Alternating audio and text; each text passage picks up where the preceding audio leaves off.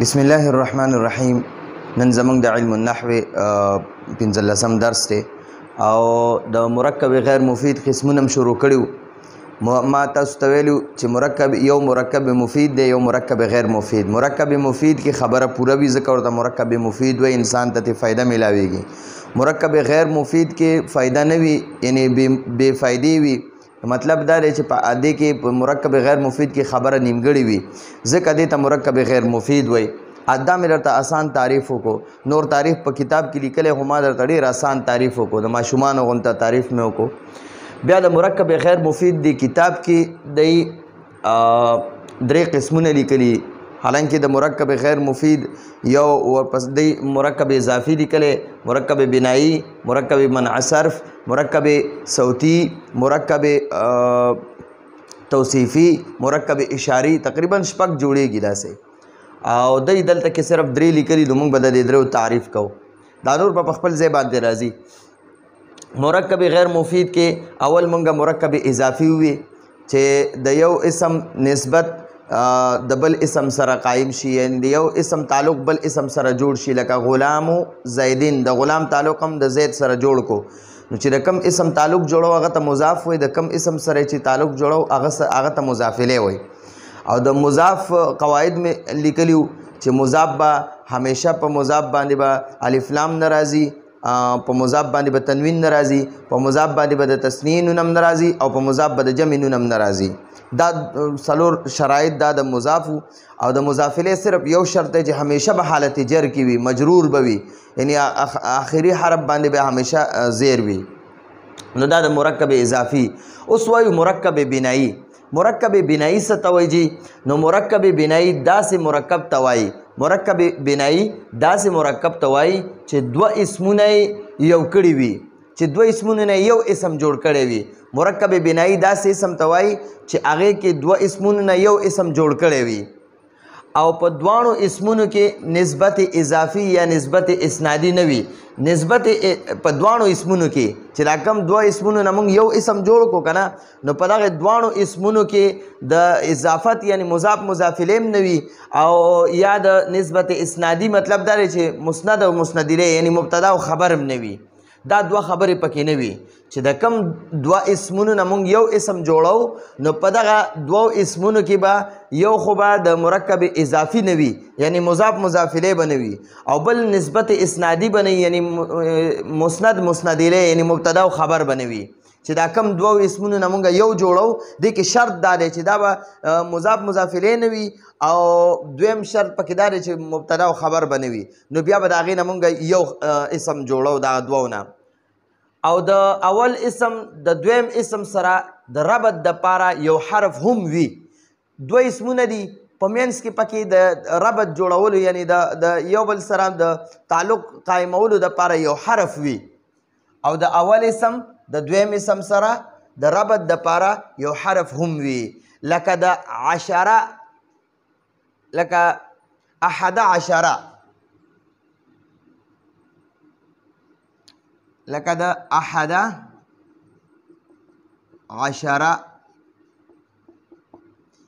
لکه د 11 نه 19 پورې. دا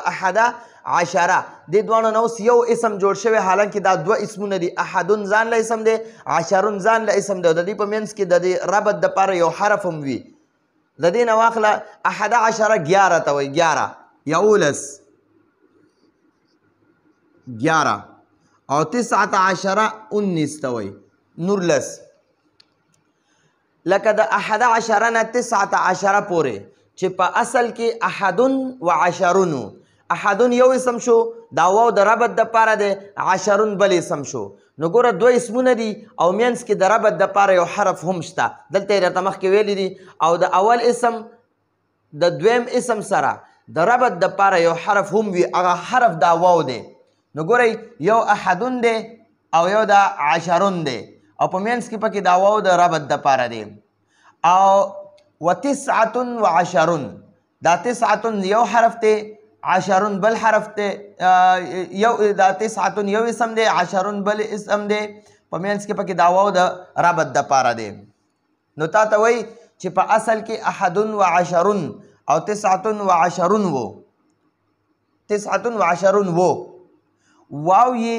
واو یې ته حذف یعنی لرې کو واو یې ته حذف کو یعنی لرې کو حذف معنا ده لرې کو او دواړو اسمونو نه یو اسم جوړ کو د دواړو اسمونو نه یو اسم جوړ کو د مینځ نه ته دا واو لرې کو نو د دواړو اسمونو نه یو اسم جوړ کو اوس یاد وساتئ دا 11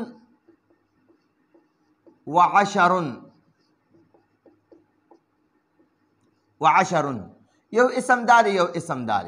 د دې په مینس کې د ربط د پاره دا واو دی کله چې دا واو مونږه لرې کو او د دې دواړو اسمونو نه یو جوړو د 11 معنا ده یو او لس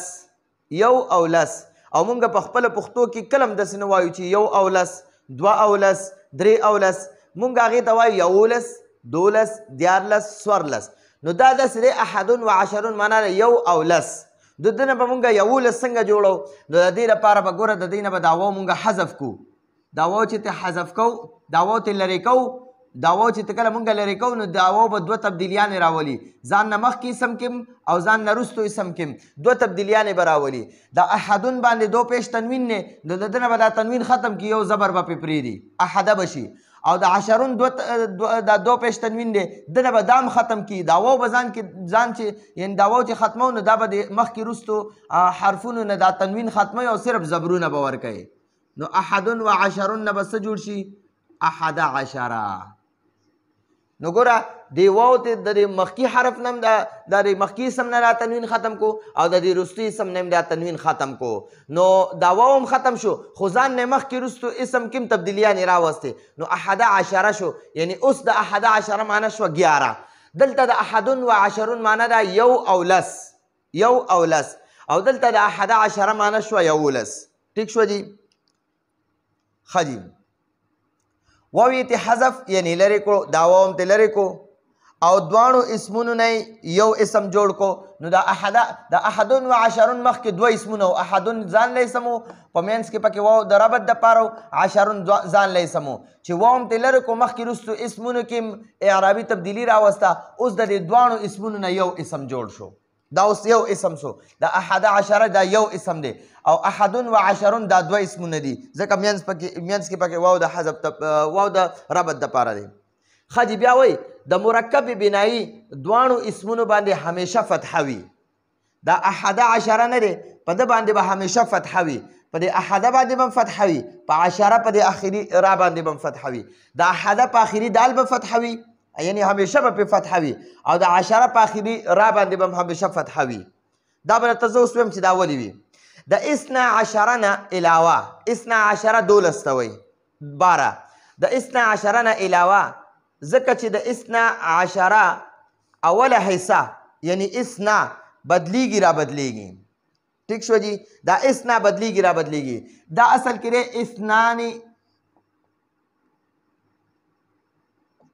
اثنان وعشره نو کله چې دا وګوره اثنان دوه او عشرون دا 12 نو دا دوه اسمونه دي یو اسم دار یو اسم دار چې کله مونږ د دې نه دا واو حذف کو واو ته لرې کو نو د مخکې اسم نه به دا نون ختم کی او د دې وروستي اسم نه به دا تنوین ختم کی نو دا به شي 12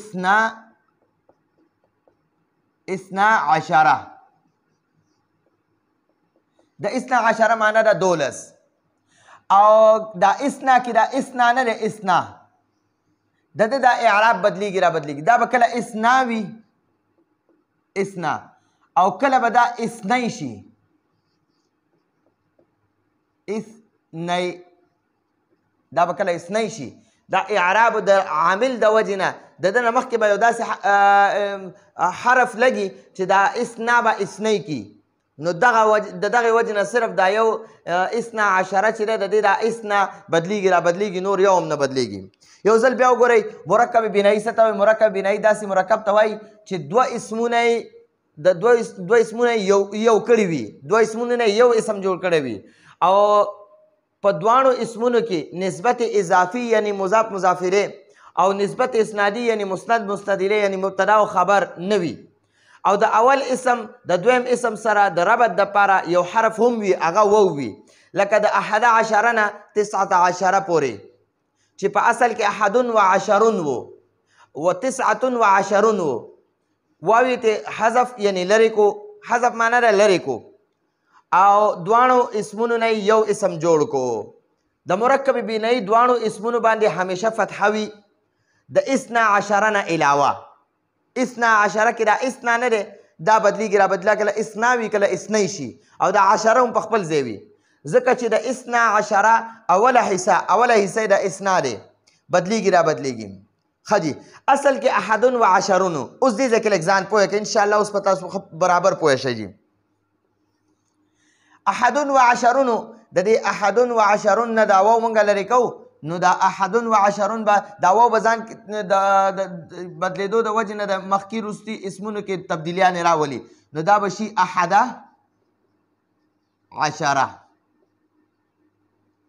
11 معنا ده 11 12 معنا ده 12 اولس مونږ ته 12 جوړول غواړو نو دی نه به دا دا اصل کې 12 نو دا واو ځان نه مخکې اسم نه دا نون ختم کو وروستي اسم نه تنوین ختم کو نو دا به شي 12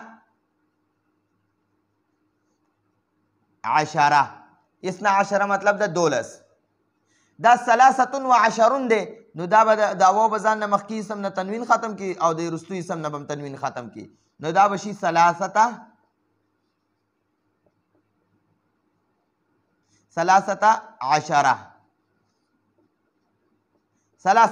معنا ده 14 او 23 معنا ده 3 اولس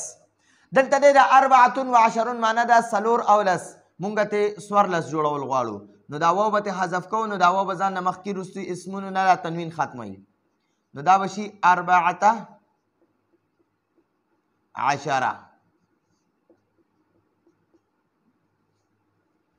ښه جي دا 25 دی 15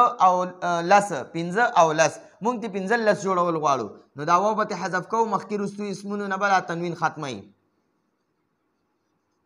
دا به شي 15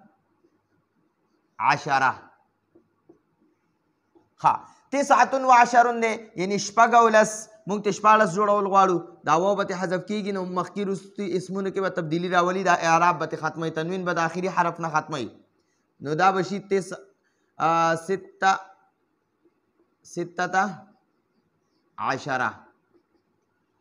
او دا 27 دی یعنی 9 اولس مونږ ته 19 جوړول غواړو نو دا واو به ختمو نو ځان نه به دا واو د آخري د مخکې اسم د آخري حرف نه تنوین ختموي او د وروستي اسم د آخري حرف نه به هم دا تنوین ختموي نو دا به شي 17 یعنی 19 دا بل دی 28 معنا ده 18 اولس نو مونږ ته 18 جوړول غواړو یو ته جوړو دا دوه اسمونه دي مونږ ته یو جوړول غواړو چې یو ته جوړې دا واو به حذف کې خدا واو به ځان نه مخکې اسم نه آخري حرف نه تنوین ختم کی د ځان نه وروستي اسم نه به د آخري حرف دا تنوین ختم کی نو څه به شي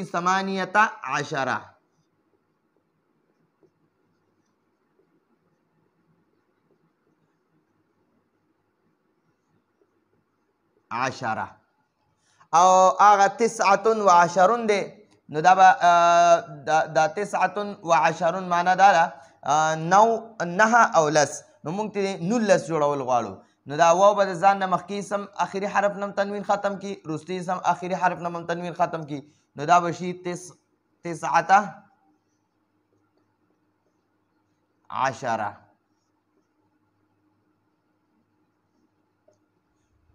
دا به شي 19 نو ګوره یاد وساتئ د 11 نه واخله تر 19 پورې چې کوم دا انسي دي دې ته مرکب بنایي وایي د 11 نه 19 پورې دا مخکې وروستو نه صرف د 11 نه 19 پورې چې دا کمې انسي دي دغې ته مرکب بنایي وایي او بنایي ورته ځکه وایي چې دا جوړې شوي دي بنا معنا ده بنانا یعنی مرکب بنایي معنا ده چې جوړې شوي وي مرکب بنایي مطلب چې دوه اسمونو نه یو اسم جوړ شوی وي او په دواړو اسمونو په منځ کې د ربط دپاره یو حرف وي او اکثر هغه حرف واو وي نو دا واو چې ته لرې کې نو دا ځان نه مخکي اسم نه او رستي اسم د اخري حرفونو نه تنوین ختمی او دا دواړه اسمونه یو شي. نو ګوره دا اوس دا 13 دلته دا 13 چې دی دا ځان له یو اسم او 10 ځان له یو اسم او دلته اوس 13 شو نو دا ټول یو اسم شو. نو دا ګوره دې کې اوس د مینس کې د اسم کې د 13 چې وکنه دا او 10 دا دواړه اوس یو اسم شو. نو چې کوم د